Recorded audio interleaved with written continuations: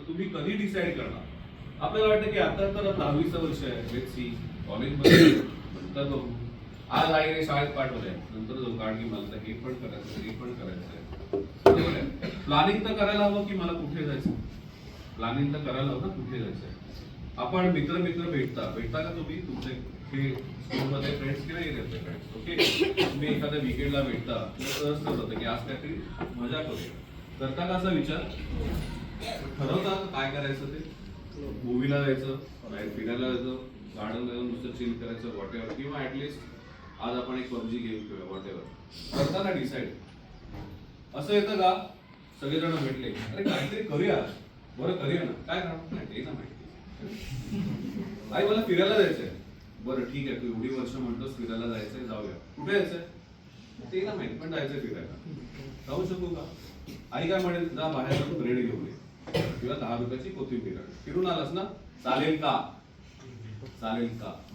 मग जी आपल्या आयुष्यामध्ये त्यातल्या त्यात साईडची गोष्ट आहे ते म्हणजे एंटरटेनमेंट किंवा मजा करणे, त्याचं जर तुम्ही प्लॅनिंग करता, मग सगळ्यात मोठी जी गोष्ट आहे ज्याच्यामुळे माझं करिअर घडणार आहे त्याचं प्लॅनिंग केलं, त्याचं प्लॅनिंग पण करायला. आज मला बाईक माझ्याकडे आली, बाईक चालवायला आवडेल का? लदाखला, ठीक आहे. मी बाईक घेतली आणि ठरवलं की फिरायला जायचं. कुठे जायचं माहिती नाही, पोहोचू करेल लदाखला. We have to decide first की मला लदाखला जायचं आहे. We have to decide first की आपल्याला लदाखला आधी जायचंय. त्या पद्धतीने आपण प्लॅन केला आणि तरच पोहोचू शकतो. त्याआधी मी आधी कुठे आहे हेही तुम्हाला माहिती पाहिजे.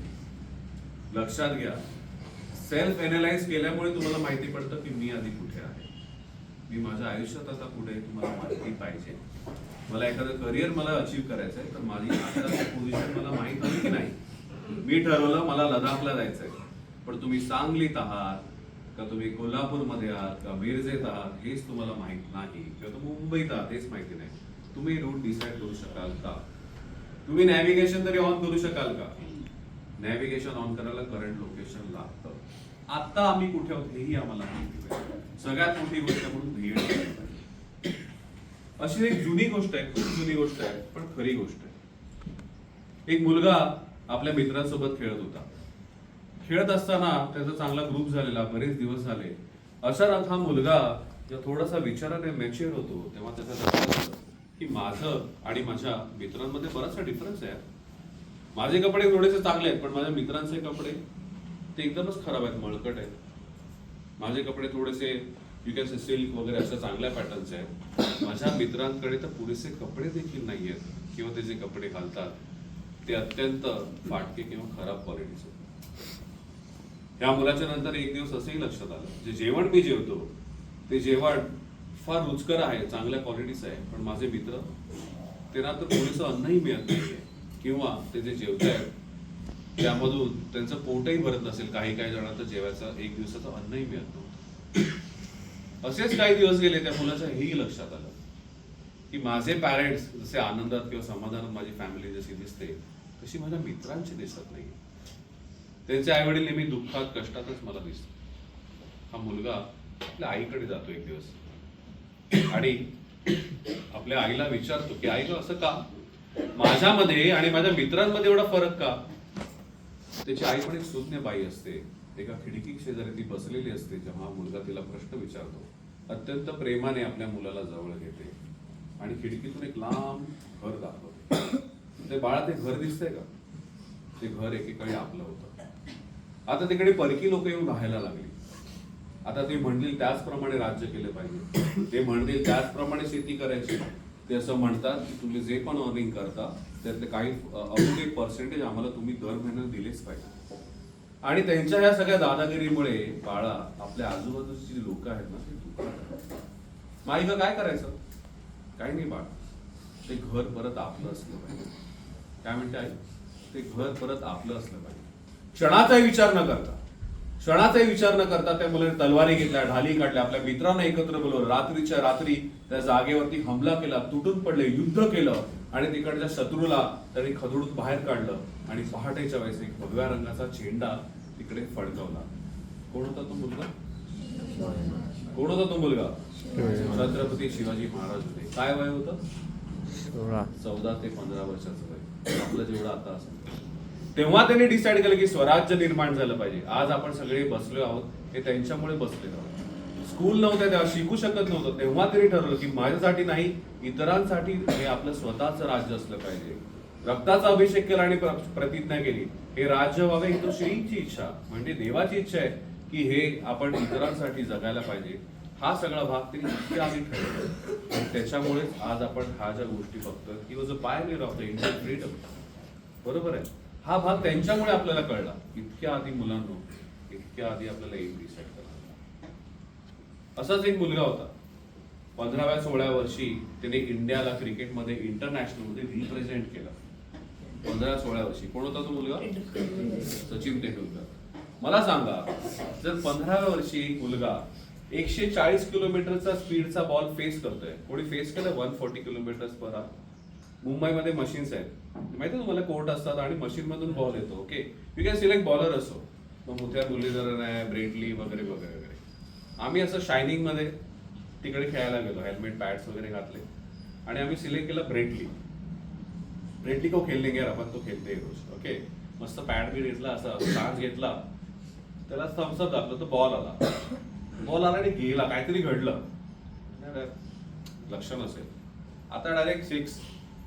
परत आला बॉल, म्हणजे बॅट फिरवली, बॉल गेला बॉल, आणि नंतर तो ऑलमोस्ट बाउन्स होऊन म्हणजे फुटलच असतो. आता 6 बॉलचे तुम्हाला पैसे द्यायचे असतात, 6 पैकी एकही कनेक्ट झाला नाही. 140 स्पीड, दिसतच नव्हता बॉल.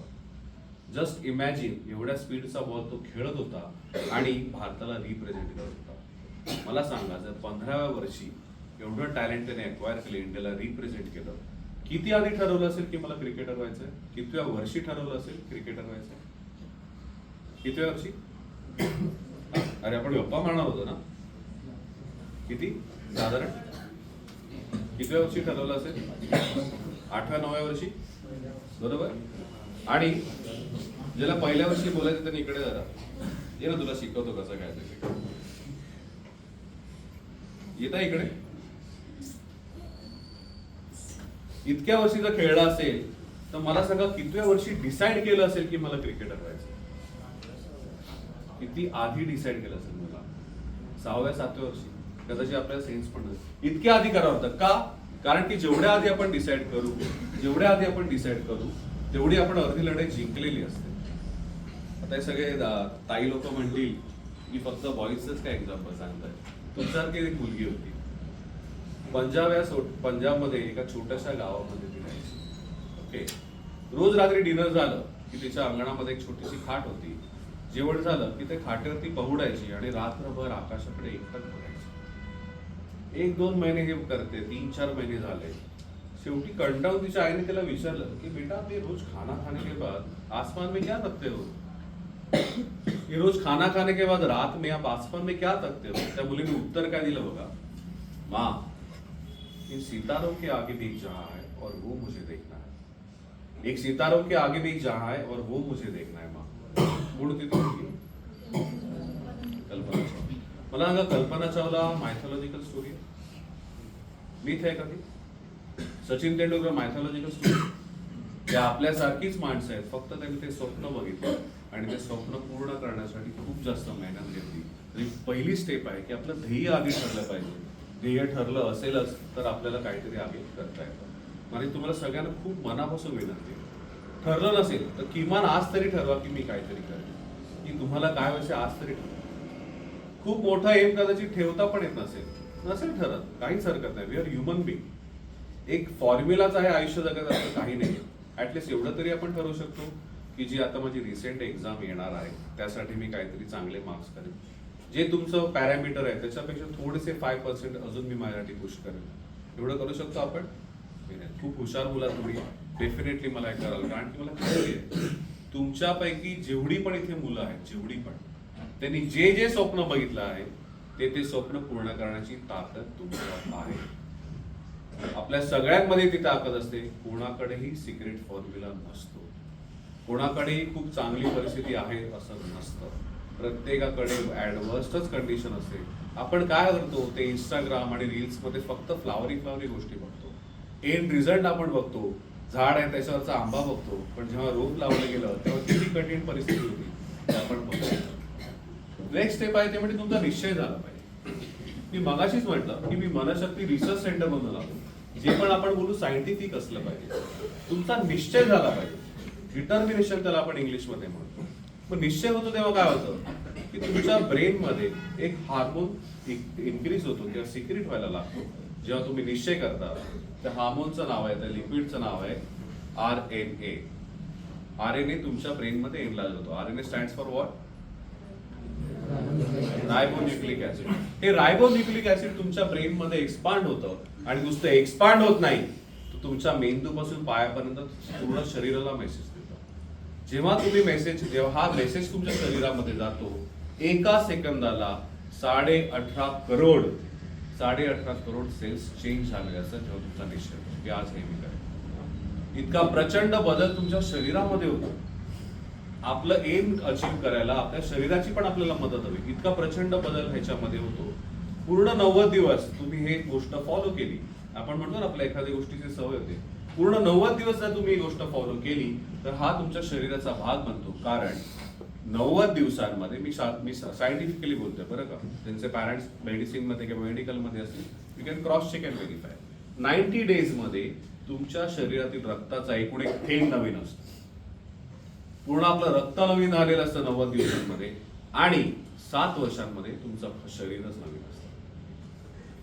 पूर्ण शरीर तुमचं नवीन झालेलं असतं. जर समजा तुम्ही ही गोष्ट अप्लाय करायला लागली तर किती सारी गोष्ट तुमच्या शरीरामध्ये आणि आयुष्यामध्ये बदल घडतात. तर रोज ह्या गोष्टी कराव्या लागतात, तेव्हा आणि तेव्हा आपल्याला सक्सेस मिळतो. म्हणून निश्चय करणं खूप गरजेचं आहे. म्हणजे निश्चय करणं म्हणजे तुम्हाला कळतंय का बेसिक, की मी ठरवलंय मला बिझनेसमॅन व्हायचं आहे, मी ठरवलंय मला फिल्म डिरेक्टर व्हायचं आहे, पण मी ठरवलंच आज मी होणारच. आणि हे जेव्हा होणारच करतो तेव्हा पूर्ण शरीर तुमच्यासाठी काम करायला लागलेलं असतं. विदिन 20 सेकंड असं म्हणतात की once you have decided to do something, within 21 seconds or 21 minutes if you start working on that path, तुमचा तो भाग खूप सोपा झालेला असतो करायचा. तुम्ही खूप जास्त त्याच्यामध्ये अजून फॉर्म होऊन जाता जेव्हा तुम्ही डिसाईड करता. ओके, मग समजा मी ठरवलं की मला फिल्म डिरेक्टर व्हायचं आहे. I go to YouTube and search कुठले कोर्सेस, काय काय त्याचे पॅरामीटर्स आहेत, कुठल्या गोष्टी शिकाव्या लागतात, कुठली बुक्स आहेत, ते मी करू शकतो. मागे हा दादा म्हणाला की याला बिझनेसमॅन करायचं आहे, मला बेकरी इंडस्ट्रीमध्ये करायचं आहे. मी निश्चय केला, मी बघू शकेन की आता मार्केटमध्ये काय गॅप आहे, कुठली प्रोडक्ट्स आहेत ते अजून मार्केटमध्ये नाही आहेत. मी फक्त सांगलीमध्ये करेन की मी एक्सपोर्ट पण करू शकेन, मी पूर्ण वर्ल्ड मधला बेस्ट ब्रँड बनवू शकतो का, त्यासाठी काय करावं लागतं. हा सगळा जो रिसर्च आहे तुम्ही निश्चय केल्यावरती तुम्हाला कळतं. तर निश्चय करणं खूप गरजेचं आहे. आणि निश्चय झाल्यानंतर सातत्य पण हवं. सतत मला काहीतरी गोष्ट करायला सातत्य असेल, कंटिन्युएशन असेल तरच ते अचीव्ह करतात. बरोबर आहे. मला सांगा किती जणांना मॅथ्स खूप आवडतं किंवा त्यांचं मॅथ्स त्यातलं बेटर आहे, त्यांनी हात वरती केलं तर तुमचं बेटर अजून. बरं इथे कोणाचं असेल पण सांगत नसेल. मला सांगा तुम्ही मॅथ्स सॉल्व्ह करायला घेतलं, ओके, आणि पहिल्या फटक्यात सगळी उत्तरं बरोबर यायला लागली, असं झालं का? चुकलं असेल कधी ते, मग काय केलं? परत ट्राय करत गेला. मग एका पॉइंटला असं वाटलं की नाही यार आता थोडीशी मास्टरी आहे. म्हणजे हात वर करायला खूप कॉन्फिडन्स लागतो. जेव्हा मी हात वरती करतो ना, तुम्हाला वाटतं हा कॉन्फिडन्स हा शब्द इतका घासून गुळगुळीत झालाय ना, आपल्याला त्याचं इम्पॉर्टन्सच कळत की तो कशा काय असतं त्याचं काय. कॉन्फिडन्स म्हणजे काय असतं माहितीये का? जेव्हा वर्ल्ड कप मध्ये T20 वर्ल्ड कप मध्ये 8 बॉल मध्ये किती रन मारले विराट कोहलीने? 8 बॉल मध्ये 28 रन मी मारू शकतो. हा जो कॉन्फिडन्स त्याच्या चेहऱ्यात आणि बॉडी लँग्वेज मध्ये दिसत होता ना, तो सहज आलेला नसतो. त्याला माहिती होतं तो बाय लक किंवा बाय फ्लूक खेळत नव्हता. त्याचे इंटरव्ह्यूज बघा, ही वॉज डॅम शुअर की मी ह्या बॉलला हे करणार आहे. कशामुळे होते माहितीये? Insane level of practice. सतत केल्यामुळे, सतत चुका झाल्यामुळे होत असतात. तुम्हाला सतत तुम्ही जेव्हा एखादी गोष्ट करता तुमच्या मनामध्ये खूप चांगला कॉन्फिडन्स निर्माण होतो. तुम्ही शुअर असता या गोष्टी केल्या तर. पण आपण काय करतो, आज मी मला वाटतं की मॅथ्स आज से अपना बेटर करेंगे यार, बहुत कम मार्क्स मिळत आहे. आपण काय करतो, ट्राय करतो. ट्राय केलं की पहिलं येतं फेलियर, मग आपला मूड खराब होतो. मॅथ्स नाही यार अभी और कुछ करते. आपण 1-2 ट्राय करतो, सोडून देतो. मग कशासाठी ट्राय करतो की यार पास होना पडेगा, काय कमीत कमी केलं की पास होईल. आपण एक वेगळीच रिव्हर्स स्ट्रॅटेजी करतो. आपण सतत करत नाही, सतत केलं तर वेगळा गेम चेंज होऊ शकतो. डॉक्टर जगदीशचंद्र बोस याने खूप मोठा शोध लावला.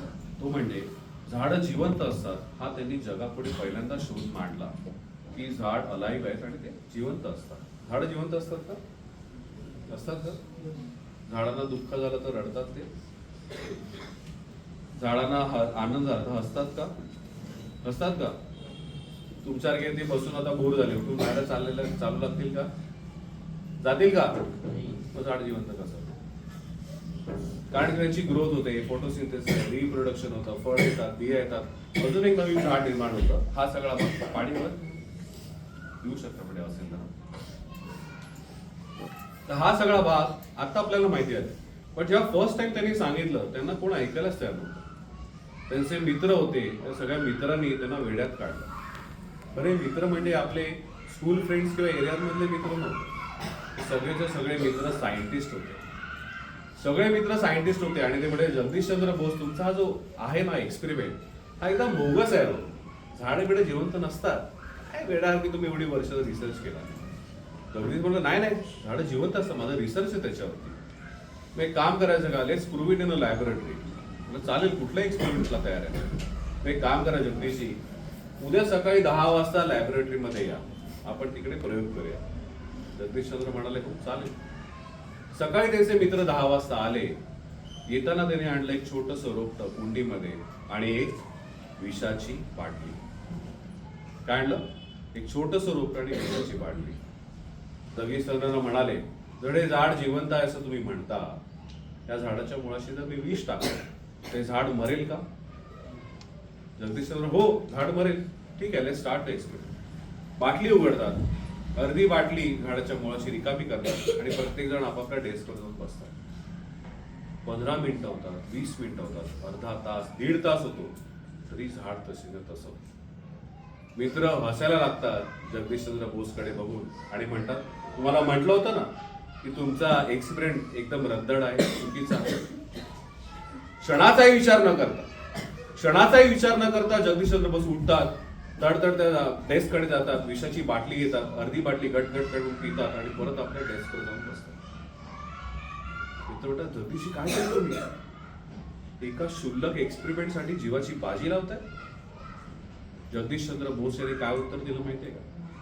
ज्या अर्थी ते झाड मेलं नाही, त्या अर्थी त्या बाटलीत विष नाही. काय सांगितलं? ज्या अर्थी ते झाड मेलं नाही, त्या अर्थी त्या बाटलीत विष नाही. मुलांना हा असतो कॉन्फिडन्स. त्याने अनेक वेळा टेस्ट केलेलं की झाड कशा पद्धतीने जिवंत आहे, अनेक पद्धतीने रिसर्च केलेला, त्यात फेलियर आलेलं आणि मग रिकन्फर्म करून त्यांना माहिती होतं की झाड हे जिवंत आहे. हा एवढा मोठा त्यांच्या मागे रिसर्च होता. आणि हे वाक्य ऐकल्यानंतर त्यांच्या मित्रांना स्वतःची लाज वाटली, शर्मेने मान खाली घातली त्याने आणि म्हणाले, जगदीशजी आम्ही तुमची माफी मागतो, आम्ही तुमची मस्करी केली. खरं तर त्या बाटलीमध्ये विष नसून रंगीत पाणीच होतं आणि वी बिलीव्ह दॅट की तुमचा एक्सपेरिमेंट आहे खरा. हा असतो कॉन्फिडन्स. हा असतो कॉन्फिडन्स. इथे मला माहिती की माझा जीव पण जाणार नाही, तर झाडाचा जीव नाही. कशामुळे निर्माण होतो? सतत केल्यामुळे निर्माण होतो. सतत मला एखादी गोष्ट करायला लागते तेव्हाच एक्सपिरियन्स येतो, सहजासहजी येत नाही.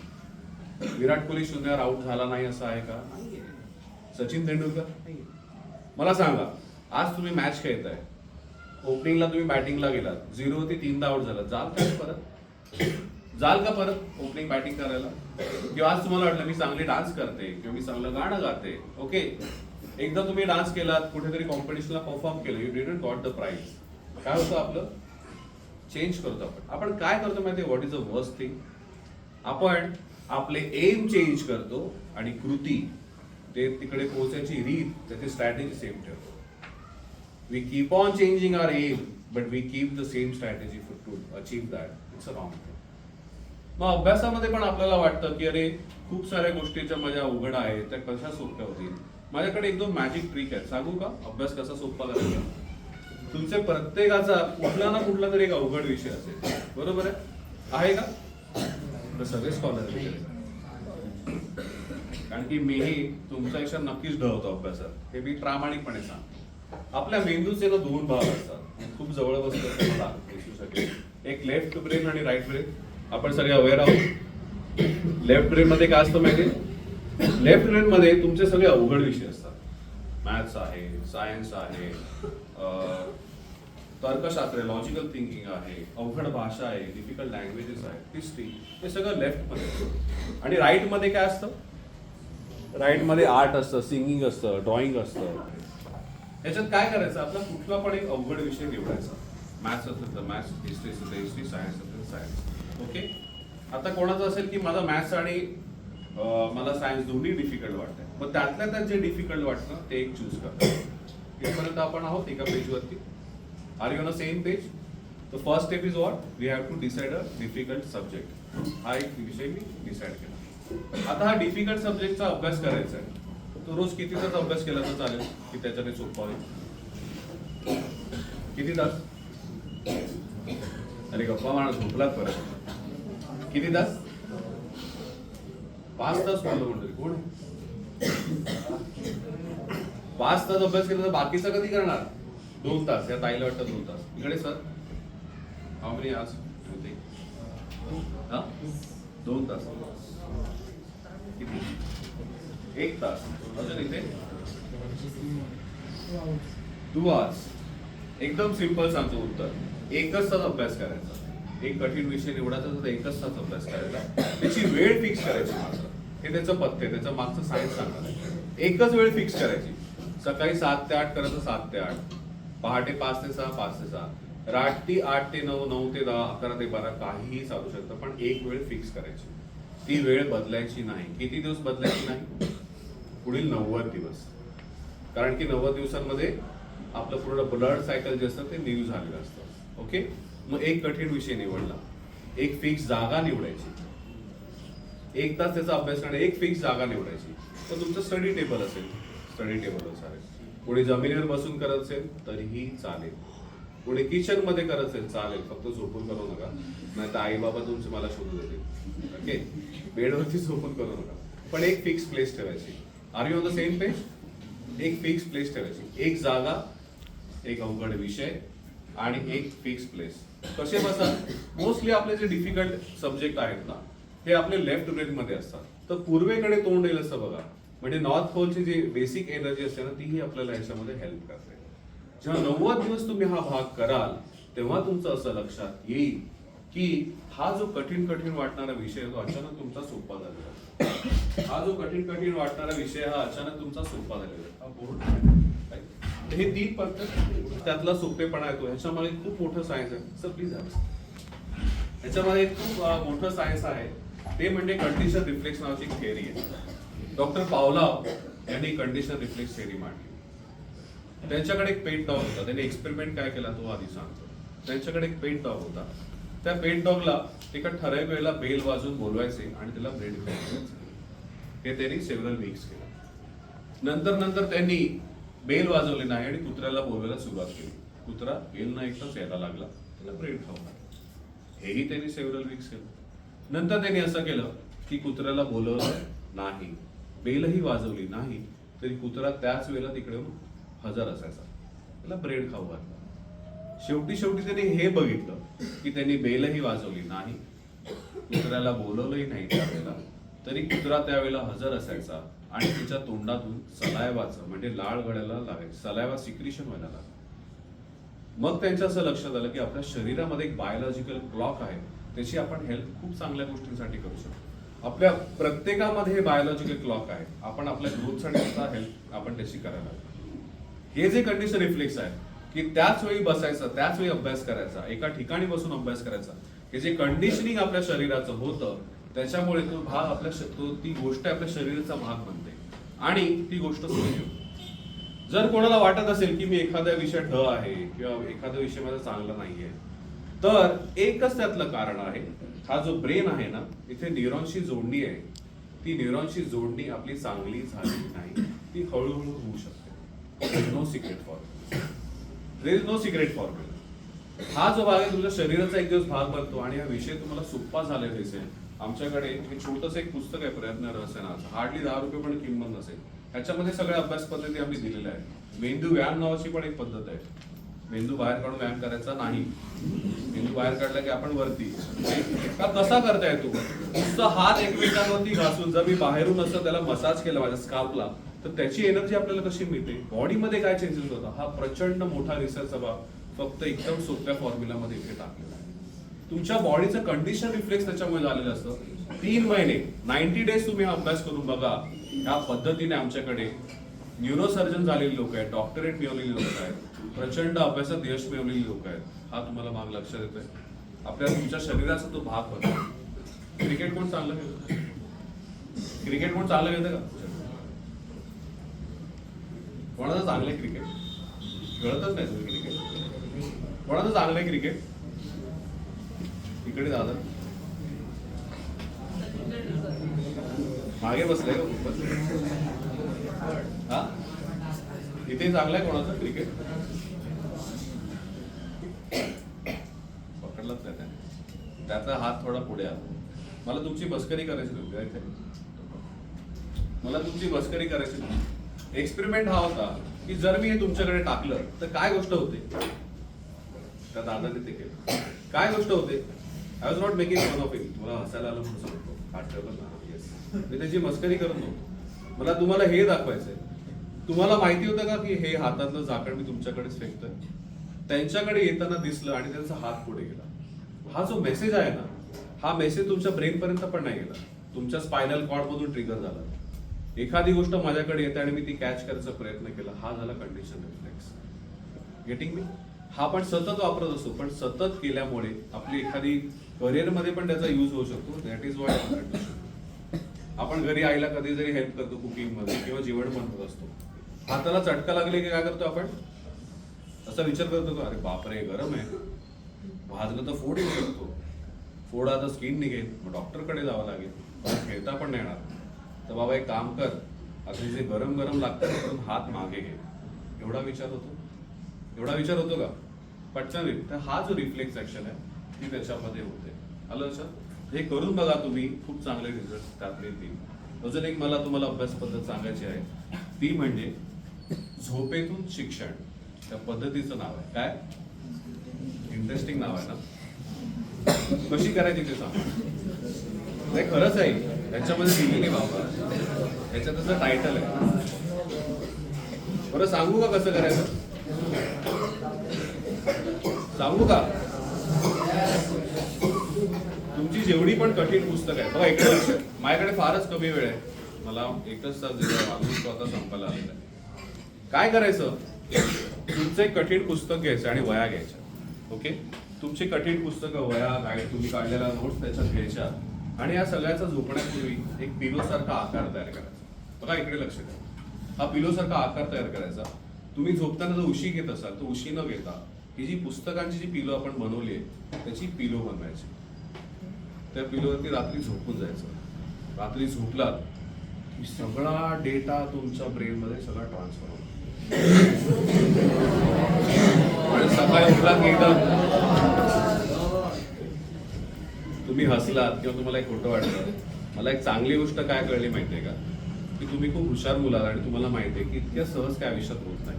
तुम्ही खूप हुशार मुलांसोबत बोलताय त्याचं मला बरं वाटतं. इतक्या सहज काय मिळत नाही. पण झोपेतून शिक्षण नावाची एक पद्धत आहे, ती आधी कुठे वापरली ते सांगतो. सेकंड वर्ल्ड वॉर मध्ये जेव्हा जर्मनीला इंग्लंडमध्ये स्पाय पाठवायचे होते, गुप्तहेर पाठवायचे होते, तेव्हा त्यांचं असं लक्षात आलं की ह्या जे मोठे वयाने जे मोठी मुलं आहेत त्यांना एखादी नवीन भाषा शिकवायला अवघड जातं. ही जी वयाने मोठी असलेल्या मुलांना आता इंग्रजी शिकवायचं कसं? बराच वेळ लागत होता. मग इंग्रजी शिकणार कधी आणि स्पाईन करणार कधी? त्यांचं असं लक्षात आलं की जेव्हा आपण झोपतो आपल्या ब्रेनमध्ये एक मोटरी एरिया नावाचा भाग आहे.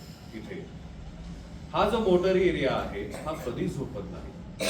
त्याला सेंट्री पोस्ट असंही म्हणतात. सेंट्री पोस्ट म्हणजे थोडक्यात तुमच्या ब्रेनचं हेड ऑफिस. हे कधीही झोपत नाही. तुमचं ब्लड सर्क्युलेशन आहे, डायजेशन आहे, ग्रोथ आहे शरीराची, ह्या पिरियडमध्ये होते. आणि ह्या 3 ते 4 तासाची झोप असते, मॅक्सिमम 2 किंवा 1.5 तास. याला म्हणतात रेवेरा पिरियड.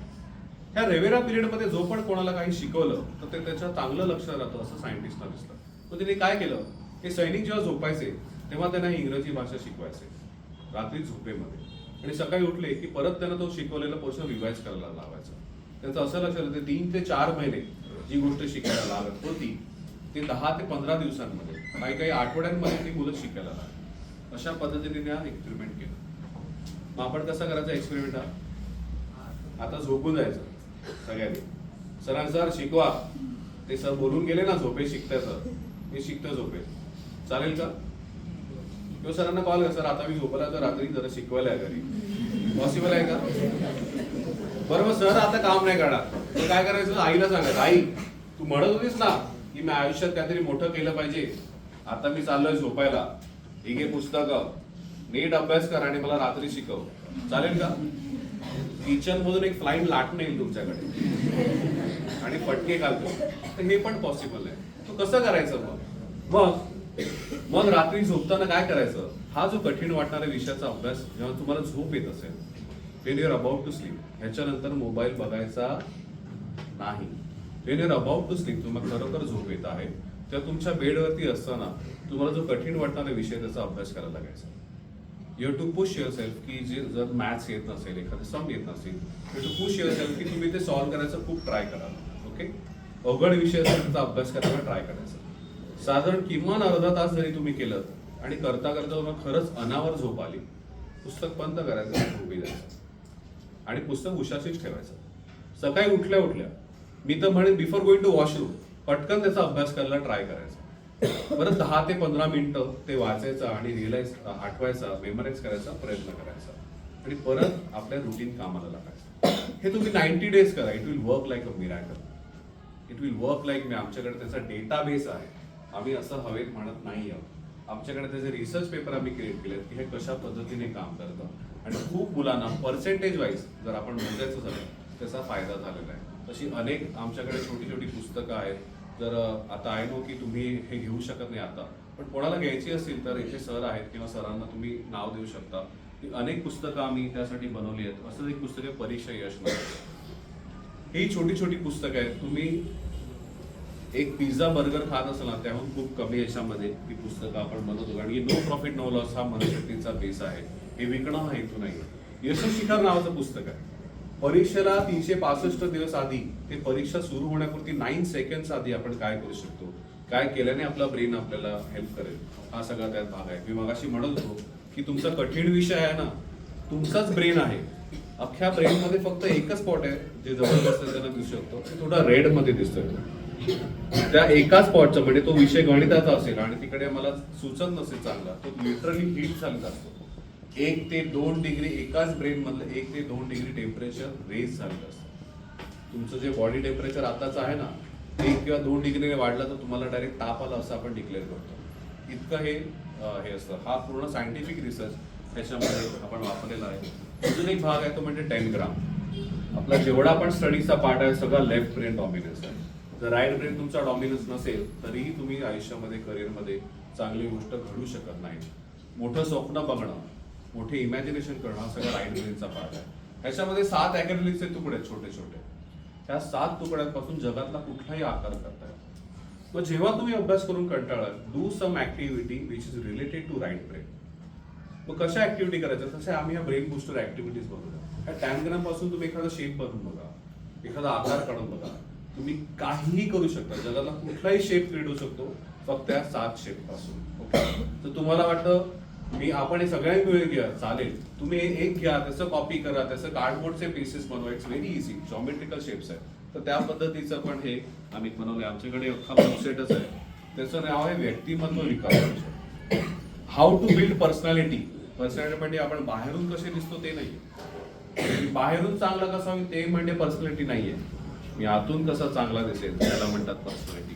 आपण आपल्या आयुष्यातला खूप वेळ एखाद्या मिरर समोर खूप घालवतो ना, मी कसा दिसतो, मी कसा आहे, माझी हेअरस्टाईल चांगली आहे का, माझा मेकअपच चांगला आहे का, माझ्याकडे ब्रँडेड कपडे आहेत का, ह्याच्यावरून आपली पर्सनॅलिटी मुलांना ठरत नाही. एक मुलगा असा फुगेवाल्याकडे गेला आणि म्हणाला, दादा मला तो लाल रंगाचा फुगा दे. मुलगाला त्याने एखादा ब्लू कलरचा दिला. नाही, मला ब्लू नाही लाल हवा. म्हणलं का? कारण की तो लाल फुगा आहे ना, तो सगळ्यात जास्त उंच उडतोय. काय विचारलं? तो लाल फुगा आहे ना, सगळ्यात जास्त उंच उडतोय म्हणून मला लाल हवा. ते फुगेवाल्या दादाने ना त्या मुलाला खूप छान उत्तर दिलं. म्हटलं, बेटा तो फुगा बाहेरून म्हणजे त्याचा रंग कसा आहे, तो बाहेरून कसा आहे ह्याच्यामुळे उंच उडत नाही, तर त्याच्या आतमध्ये काय आहे त्याच्यामुळे तो उंच उडतो. आपण हा आतला प्रवास मुलांना करायला हवा. आपण हे आतल्या गोष्टीकडे करायला हवा. माझा रंग कसा, मी दिसतो कसा, माझी पर्सनॅलिटी कशी. पर्सोना म्हणजे मुखवटा, हा लॅटिन शब्द. पर्सोनावरून पर्सनॅलिटी आहे. आपण बाहेरून कसे दिसतो ही आपली पर्सनॅलिटी नसते. जॉर्ज बर्नार्ड शॉ खूप मोठे लेखक होते, मोठे विचारवंत होते आणि अत्यंत ब्रिलियंट माणूस, पण दिसायला आपल्या भाषेत दिसायला एकदम सोसो किंवा कुरूपपणा असे होते. असेच एका प्रेस कॉन्फरन्स चाललेली होती, मीटिंग चाललेली, जसं आताचे पॉडकास्ट असतात तशी तेव्हाची पॉडकास्ट चालली असेल. एक तेव्हाची खूप मोठी सुंदरी US मधली अत्यंत सुंदर दिसणारी नटी, जिला नावाजलेलं लोकांनी, त्यांनी भर सभेत जॉर्ज बर्नाशॉला काय म्हटलं माहितीये त्या मुलीने? Bernard, it will be so great जर आपण दोघांनी लग्न केलं तर. किती छान होईल ना जर आपण दोघांनी लग्न केलं तर. येणारी संतती ही तुमच्यासारखी बुद्धिमान असेल आणि माझ्यासारखी सुंदर असेल. येणारी संतती ही तुमच्यासारखी बुद्धिमान असेल आणि माझ्यासारखी सुंदर असेल. जॉर्ज बर्नाशॉने काय उत्तर दिलं माहितीये का? मॅडम, तुम्ही म्हणताय ते खरं आहे, पण त्याच्या एक्झॅक्टली उलट झालं तर? ती येणारी संतती तुमची बुद्धिमत्ता घेऊन आली आणि माझं रूप घेऊन आली तर थोडी मोठी गंमत होईल, नाही का? हे जे उत्तर आहे ना मुलांना, हे स्मार्ट उत्तर. हे जे उत्तर आहे हे स्मार्ट उत्तर. हे उत्तर आहे ते आतल्या पर्सनॅलिटीमुळे देत आहे. तर आपण बाहेरून कसे आहोत हे इम्पॉर्टंट नसून आपण आतून कसे आहोत हा सगळा खूप महत्वाचा भाग आहे. आणि शेवटचे 2 भाग मी आता सांगणार आहे, ते म्हणजे जिद्द आणि चिकाटी. जिद्द आणि चिकाटी असली पाहिजे. आज मला फेलियर आलं, फेलियर हे येणारच. फेलियर शिवाय रस्ता नाही. फेलियर शिवाय रस्ता नाही. हे तुमच्या आयुष्यात आज नाही तर उद्या येणारच. जर नसेल येत तर तुम्ही समजून जा की तुम्ही खूप चुकीच्या वाटेवर चालला. फेलियर हे येणार, त्याच्याशी डील केलं पाहिजे. मी मगाशी म्हटलं तसं, आज नाही उद्या मला जमेल, उद्या नाही मला परवा तरी जमायलाच हवं.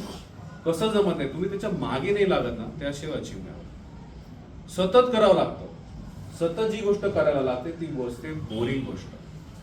जी गोष्ट तुम्ही सतत करताना बोर होतं की नाही? रोज सकाळी उठा, आंघोळ करा, परत क्लासला या, तो संडे आला की मजा येते. पण जे बोरिंग तुम्ही करता ना तेच तुम्हाला सक्सेस देतं. जी बोरिंग गोष्ट आहे करायला ती सक्सेस देते. युट्यूब वगैरे बघता कधीतरी? स्पोर्ट्स मध्ये इंटरेस्ट आहे? विराट कोहलीचा एक इंटरव्ह्यू आहे, त्याच्यात त्यांनी म्हटलं, जतीन सप्रूने त्याला विचारलं, what is secret about your fitness, like how you manage. कारण की त्याने ट्रेंड आणला, most of the cricket world मध्ये ट्रेंड आणला त्याने की फिटनेस चांगला असतो. त्याने काय उत्तर दिलं माहितीये का?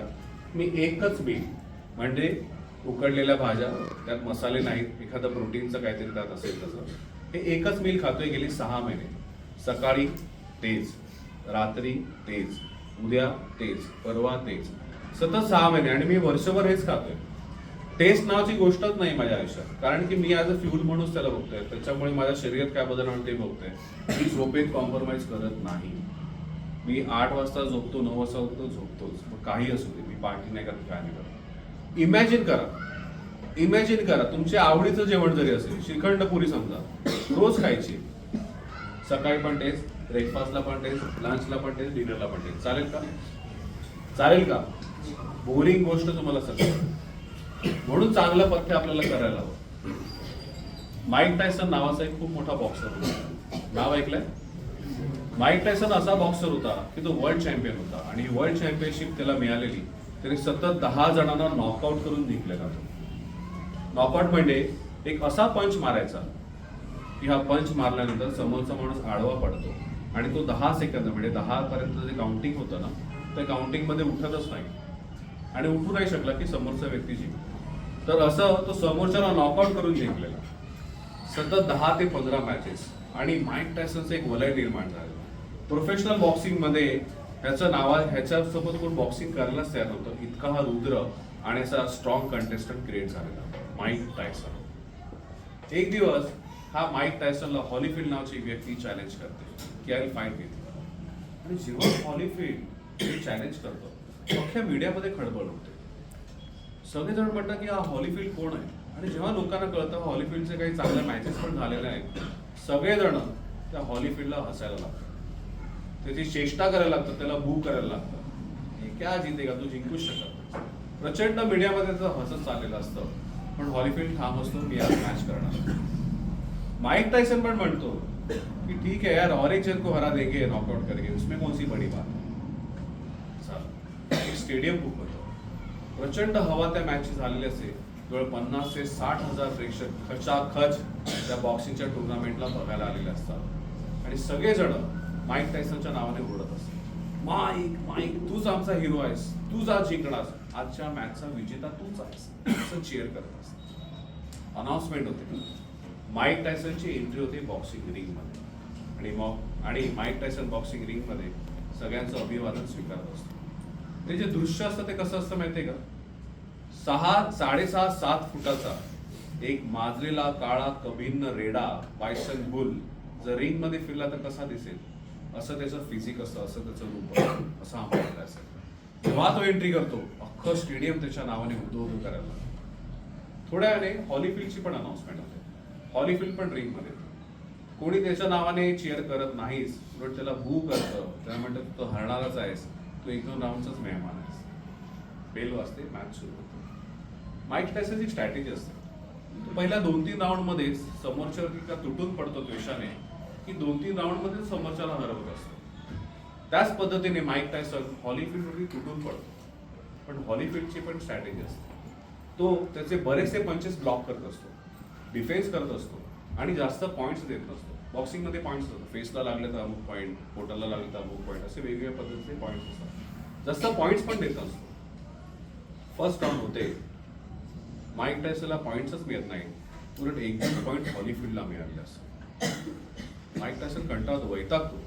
दुसरी राऊंड सुरू होते, परत प्रचंड वेगाने परत तो त्याचं चाल करतो, परत हॉलीफील्ड पंचेस त्याचे ब्लॉक करतो आणि ह्या मॅच मध्ये, ह्या राऊंड मध्ये दोघांचे ऑलमोस्ट इक्वल पॉईंट झालेले असतात.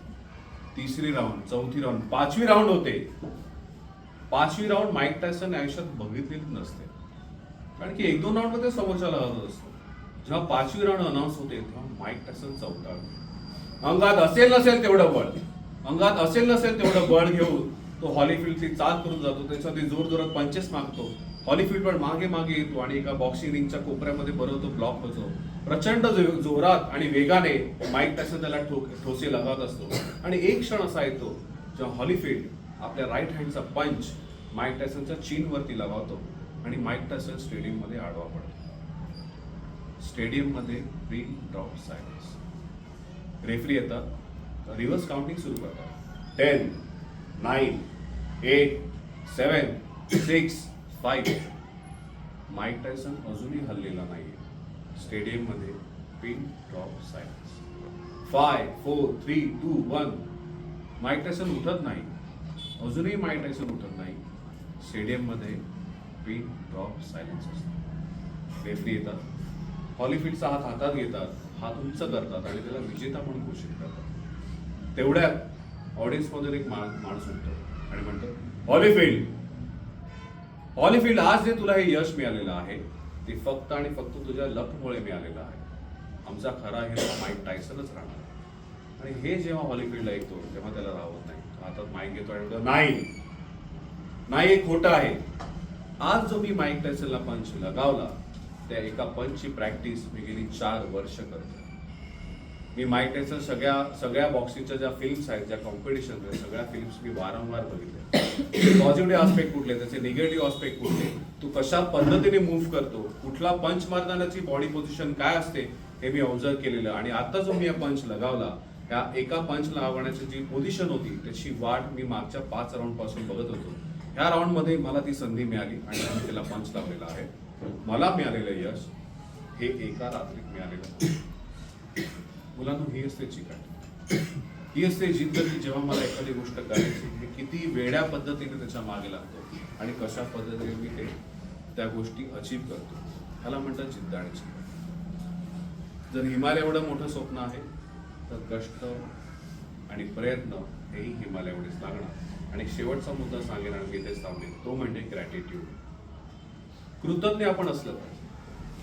ह्या जगात फुकट काहीच मिळत नाही. आपले आई वडील कंटाळा आलाय, बोर होते म्हणून ऑफिसला जाऊन पैसे कमवतात का? नाही. प्रचंड खर्च या गोष्टींना आहे. तुमची स्वप्न त्यांना पूर्ण करायची, प्रचंड कष्ट ते करतायत. आपल्या आई वडिलांबद्दल आपण ग्रॅटिट्यूड दाखवलाच पाहिजे. आता समजा तुम्ही दोघं मित्र आहात, तुम्ही लिहिताय डेस्कवरती आणि लिहिता तुमचा पेन खाली पडला आणि या सरांनी तुम्हाला उचलून दिला. त्यांना काय म्हणाल तुम्ही? थँक्यू म्हणाल. मग आपले आई वडील 1000 वेळा खाली वाकलेले आहेत, 1000 वेळा आपल्यासाठी त्यांनी मेहनत केलेली आहे, त्यांना कधी आपण थँक्यू म्हणालो का? आणि मुळात थँक्यूची आपली संस्कृती आहे. आज काय करायचं, घरी गेला की आई वडिलांना खाली वाकून नमस्कार करायचा.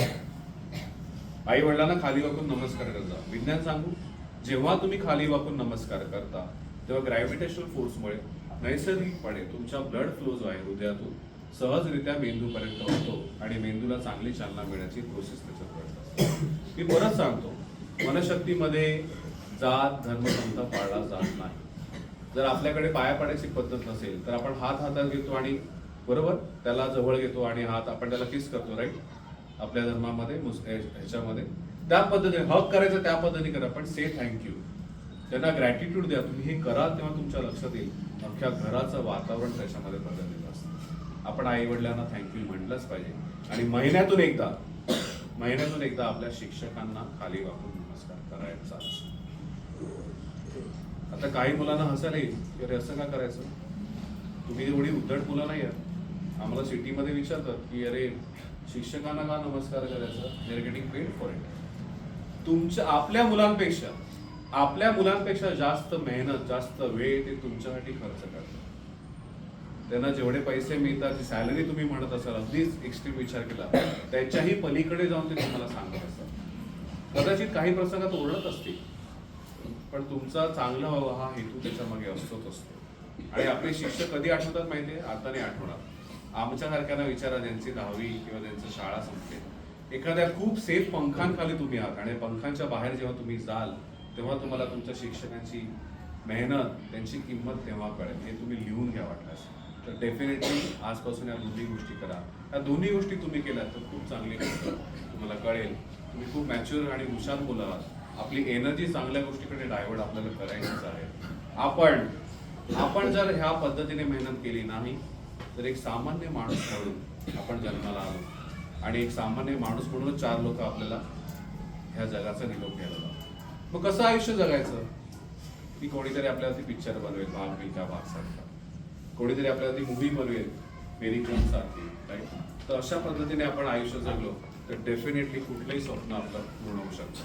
तुमच्यासाठी मनशक्तीमध्ये खूप वेगवेगळ्या विषयांवरती अभ्यास वर्ग 3-3 दिवसांचे कोर्सेस आहेत. माइंड जिम म्हणून एक कॉन्सेप्ट आहे, मी तुम्हाला ब्रेन बूस्टर ऍक्टिव्हिटी दाखवली. त्याच्यासाठी पण एक अख्खी इन्स्टिट्यूट बिल्डिंग आहे. तुम्ही तुमच्या पॅरेंट्सना तिकडे घेऊन या, ठीक आहे? तुम्ही खूप शांतपणे सगळं ऐकलं. मी तुमचे आभारी आहे. मी शेवटी एवढंच म्हणेन की तुमचं कुटुंबाचं आणि पूर्ण आयुष्याचं कल्याण हो हीच मी प्रार्थना करतो आणि इथेच थांबतो. पुन्हा मुंबई याच्यामध्ये तिथं त्यांचं असतं आणि अथर्व कोळी जो 10th सेमीचा विद्यार्थी ते त्याची पालकच आहेत. त्यांच्या रेफरन्सनं आपण हे लेक्चर अरेंज केलेलं आहे. महिनाभर आपलं चाललं होतं लेक्चर अरेंज करायचं, पण यांची फार म्हणजे बिझी शेड्यूल असतं. आत्ता सुद्धा कंटिन्युअसली 4 दिवस ते आले. त्यांनी स्वतःहून आपल्याला अप्रोच केला, एवढा वेळ स्लॉट अवेलेबल आहे, तू देऊया आता. ॲक्च्युली कालच आमची ट्रिप जाऊन आले, बरेच विद्यार्थी त्याच्यामध्ये होते आणि मॉर्निंग स्टडीला सुद्धा सुट्टी होती. त्यामुळे आज 8 वाजता एवढे सगळेजण विद्यार्थी उठून आले. So I really appreciate that you all came and sir has delivered very nice speech. प्रत्येक गोष्ट बारकाईमध्ये जाऊन माइंड कसं वर्क करतं हे तुम्हाला सांगितलंय. I hope that you will all utilize this things in your life. सरांनी जे मुद्दे सांगितले, ज्या स्टोरीज सांगितल्या त्या कुठल्याही तुम्हाला मोटिवेट करण्यासाठी फेक स्टोरीज नाही. तुम्ही युट्यूबवरती जाऊन हे सर्च करा, त्याच्या बाबतीत स्टडी करा आणि तुमच्या लाईफमध्ये ते फॉलो करा. That will be really useful. Once again loudly clap for